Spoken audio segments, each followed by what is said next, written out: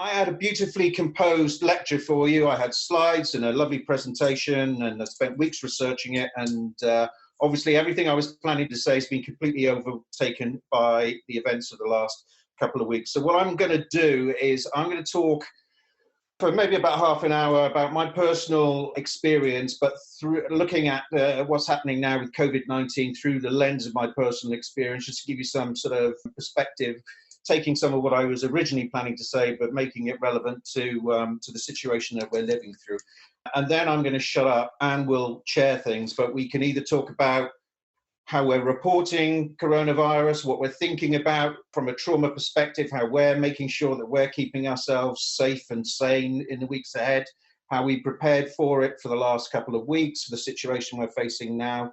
We can talk about my personal stuff, or if you want to get, I think it's probably been made clear to you already, this is not a therapy session, but given that and I'm not a professional therapist, but given that we're talking about journalism trauma, got a lot of experience in that field. If you want to discuss more personal things or how it's affecting you, then that's fine. As I say, this is not a therapy session, but I understand that from what you've said about how you're feeling, that there's a lot of uncertainty out there, which is understandable.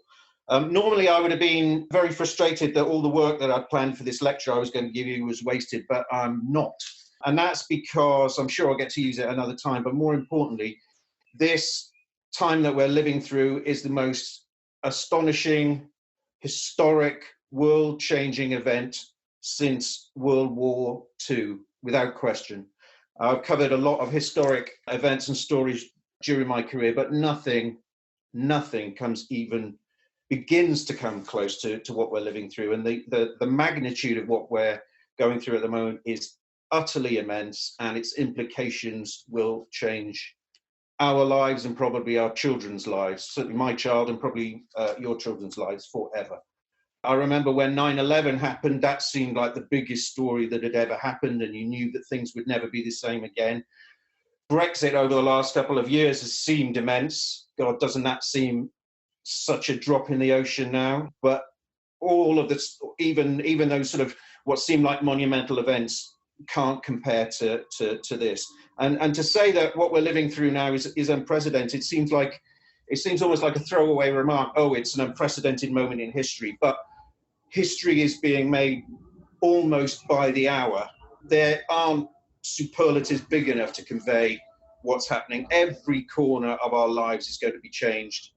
Society, trade, politics, diplomacy, health, education. How long it changes for and how massively will depend on how things go over the coming weeks. But to say it's unprecedented, that's the best superlative I can come up with.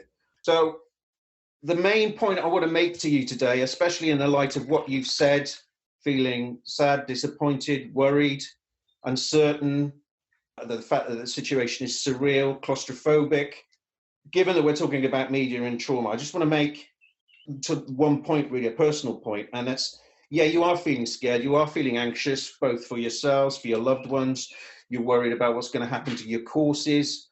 And so if I can do one thing this evening, it's just to reassure you.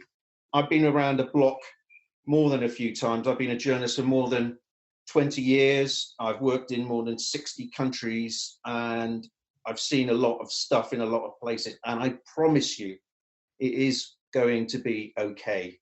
More than anything else. I'm not saying that the weeks and months ahead are going to be easy. They're not. We are in completely uncharted territory. We don't know how this is going to work out.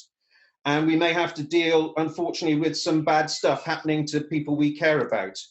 My parents are in their late 70s. I'm very concerned for them. They're doing all the sensible stuff, but I'm aware that they're vulnerable. And some of you may be in a vulnerable position if you've got loved ones or health conditions. And I just want to say to you, on the basis of my experience of working as a journalist, it's going to be okay, but it's also okay to feel what you're feeling, to feel anxiety, to feel afraid, to feel uncertain. I think in your course already, you've covered some of the biology and the psychology of the fight or flight mechanism. So you probably know how it works. Is that right, Anne? Have you covered? Yeah. You've covered the trauma response. So you know biologically what's happening. Don't be scared if you're scared. It's perfectly natural, but also don't let those feelings overwhelm you. Recognize them for what they are. Because if you let the fear, the sadness, the upset, the uncertainty overwhelm you, that's when your ability to think rationally and clearly and make good decisions will be compromised.